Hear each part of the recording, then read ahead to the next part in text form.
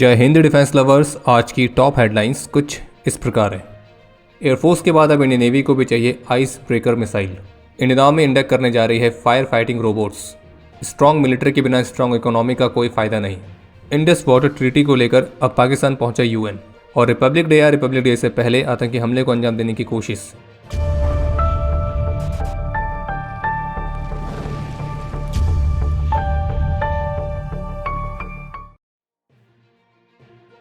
आज 21 जनवरी को 12:15 hours per Prayagraj के पास भारतीय वायुसेना के एक माइक्रोलाइट एयरक्राफ्ट को टेक्निकल माल फंक्शन के कारण एक निर्जन क्षेत्र में सेफली फोर्स लैंड कराया गया है और इस दौरान कोई भी सिविल लाइफ या प्रॉपर्टी को कोई नुकसान नहीं हुआ है। बाकी ऑफिशियल स्टेटमेंट के मुताबिक ये जो माइक्रोलाइट एयरक्राफ्ट है ये एक रूटीन सॉर्टी में था और अच्छी बात यह कि इस फोर्सफुल लैंडिंग में एयरक्राफ्ट के दोनों पायलट्स पूरी तरह से सेफ हैं। बाकी इस एयरक्राफ्ट में किस तरह का टेक्निकल माल फंक्शन हुआ है तो उसके कारणों को जानने के लिए कोर्ट ऑफ इंक्वायरी के आदेश दे दिए गए हैं।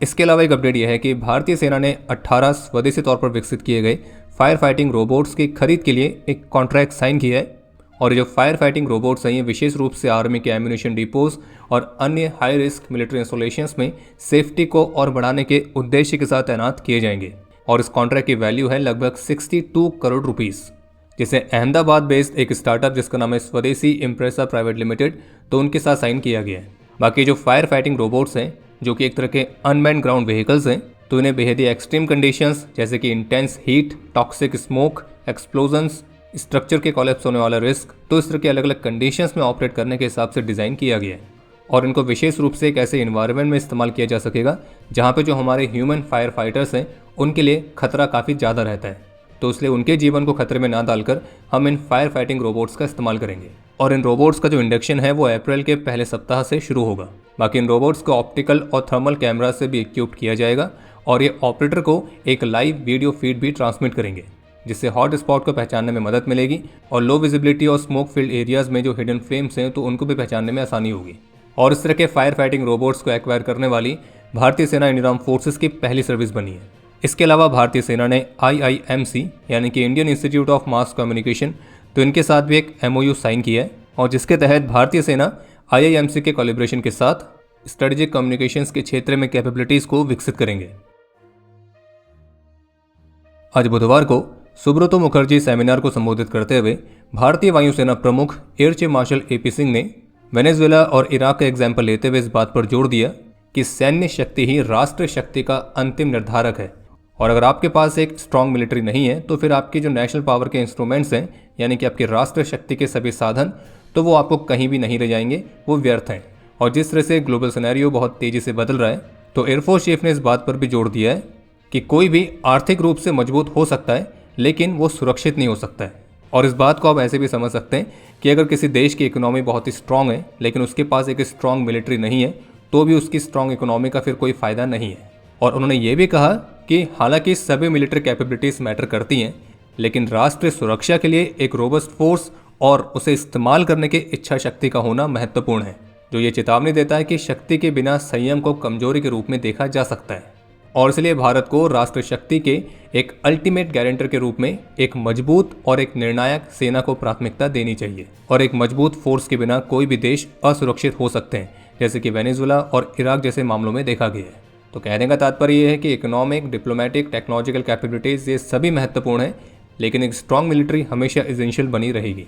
और अगर आपके पास एक बहुत ही मजबूत मिलिट्री पावर है तो फिर उसके बाद आपके पास इच्छा शक्ति भी होनी चाहिए उसको सही तरीके से उपयोग करने की, क्योंकि उस पावर का भी कोई फ़ायदा है नहीं जिसको इस्तेमाल करने की आपके अंदर विल पावर ना हो।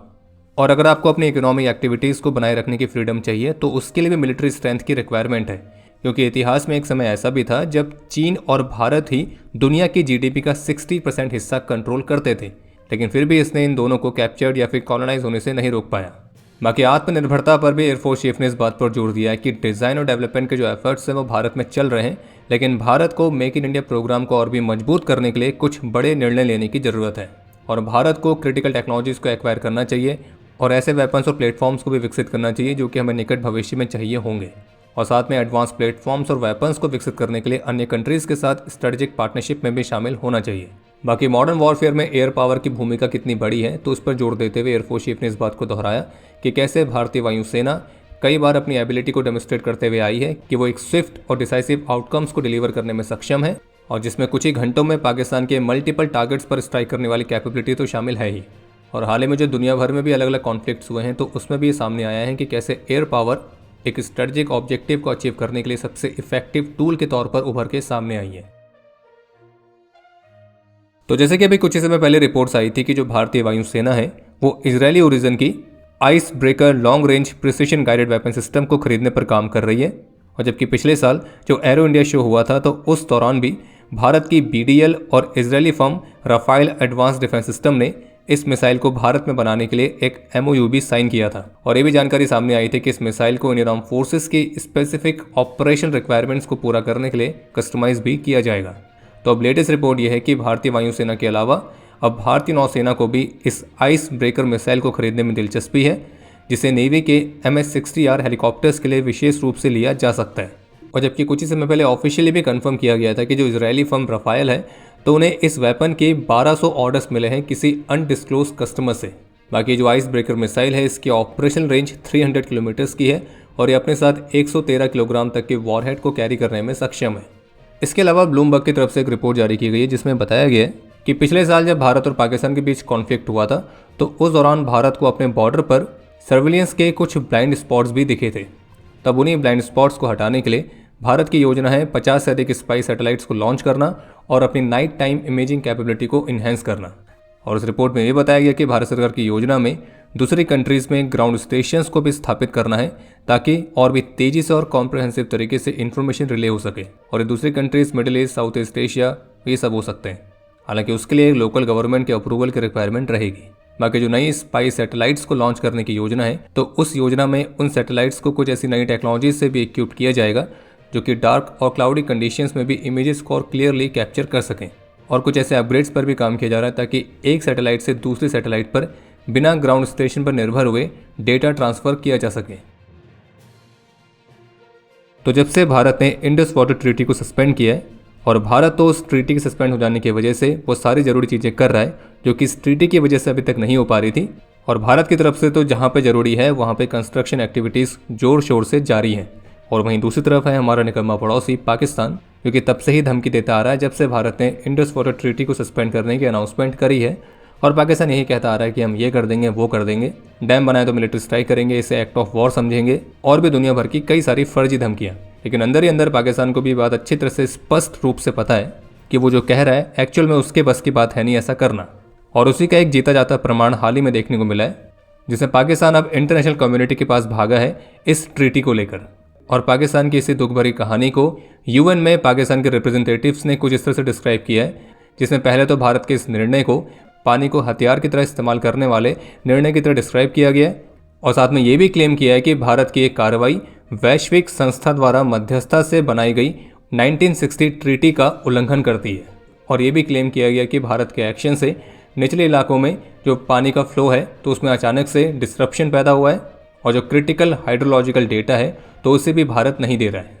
और चूँकि पाकिस्तान जो है वो पानी को बहुत एफिशिएंट तरीके से स्टोर नहीं कर सकता है तो उसके इसी इनएबिलिटी के कारण जो पाकिस्तान की जल संबंधी कमजोरियां हैं वो और बढ़ गई हैं। और सीधे सीधे कहा जाए तो पाकिस्तान का क्लेम है कि भारत के इस ट्रीटी को सस्पेंड करने वाले एक्शन से पाकिस्तान में जल सुरक्षा के लिए एक अभूतपूर्व संकट उत्पन्न हो गया है। और पाकिस्तान कह रहा है कि इस तरह का एक्शन क्षेत्रीय स्थिरता के लिए भी खतरा पैदा करता है। वैसे अगर देखा जाए तो क्षेत्रीय स्थिरता के लिए खतरा तो उसी दिन पैदा हो गया था जिस दिन पाकिस्तान पैदा हुआ था। बाकी एक तरफ UN में पाकिस्तान के रिप्रेजेंटेटिव्स पानी की समस्याएं बताते हुए रो रहे हैं, वहीं दूसरी तरफ पाकिस्तानी फील्ड मार्शल आसिम मुनीर की एक वीडियो वायरल हो रही है। हालांकि वीडियो कौन सी तारीख की है ये स्पष्ट नहीं है, लेकिन इसे पाकिस्तानी आर्मी चीफ बहुत ही अजीब सी बॉडी लैंग्वेज के साथ पाकिस्तान आर्म्ड फोर्सेस की तारीफें करते हुए दिख रहे हैं। और एक तरफ पाकिस्तान में ये चल रहा है, वहीं दूसरी तरफ पाकिस्तान के रक्षा मंत्री पाकिस्तान में पिज्जा हट के एक फेक आउटलेट का उद्घाटन करते हुए दिख रहे हैं, जो कि पाकिस्तान के सियालकोट कैंटोनमेंट में बनाया गया है। और तो और पिज्जा हट ने तो ऑफिशियली स्टेटमेंट जारी करके क्लियर कर दिया है कि उनके ब्रांड नेम और आइडेंटिटी का इस्तेमाल करके पाकिस्तान में अनऑथराइज्ड और फेक आउटलेट को ओपन किया गया है। बाकी हमने जैसे कि एक लाइन पढ़ी थी कि अगर शर्मिंदा होना एक कला है तो पाकिस्तान एक बहुत बड़ा कलाकार है। NDTV की तरफ से एक रिपोर्ट जारी की गई है जिसमें बताया गया है कि दिल्ली में जो सिक्योरिटी फोर्सेस है वो हाई अलर्ट पर हैं, क्योंकि इंटेलिजेंस ने इस बात को लेकर वार्न किया है कि रिपब्लिक डे पर या फिर रिपब्लिक डे से पहले एक कोऑर्डिनेटेड मैनर में आतंकी हमले को अंजाम देने की कोशिश हो सकती है। और इसका कोड नेम रखा गया है 2626। और एनडीटीवी की रिपोर्ट के मुताबिक जो आतंकी हैं वो अयोध्या में श्री राम मंदिर और जम्मू में श्री रघुनाथ मंदिर के साथ साथ देश भर के और भी कुछ महत्वपूर्ण मंदिरों और सिटीज़ पर हमला कर सकते हैं। और इस हमले को पाकिस्तानी आईएसआई ने ही प्लान किया है। इसे सुअरों के संगठन जैश और पंजाब बेस्ड गैंगस्टर्स के नेटवर्क का इस्तेमाल करके अंजाम देने की कोशिश की जा सकती है। वैसे आपको बता दें कि इस वाले हमले की रिपोर्ट्स पहले भी आ चुकी हैं। इसके अलावा एक अपडेट यह है कि प्रेसिडेंट ट्रंप ने जो गाज़ा में बोर्ड ऑफ पीस वाले इनिशिएटिव के लिए अलग अलग कंट्रीज़ को इन्वाइट किया था, तो उस इन्विटेशन को फ्रांस और स्वीडन के बाद अब नॉर्वे ने भी रिजेक्ट कर दिया है। बाकी अब समय है आज के इतिहास का। आज के दिन 1990 में ऑपरेशन पवन के दौरान अपने अदम्य साहस और वीरता का परिचय देते हुए कर्नल KP परमेश्वरन पिल्लई शशिकुमार ने अपना सर्वोच्च बलिदान दिया था और इन्हें मरणोपरांत वीर चक्र से सम्मानित किया गया। और आपके लिए आज का प्रश्न है कि S-400 एयर डिफेंस सिस्टम के लिए भारत ने कौन से वर्ष में कॉन्ट्रैक्ट साइन किया था। और अब समय है आज के टॉप 3 कमेंट्स का, जो ये रहे आपकी स्क्रीन पर।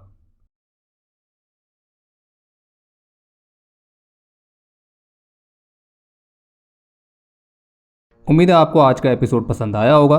पसंद आया तो वीडियो को लाइक करना ना भूलें। आपके कोई भी सुझाव या सवाल हो तो उसके लिए कमेंट सेक्शन ओपन है।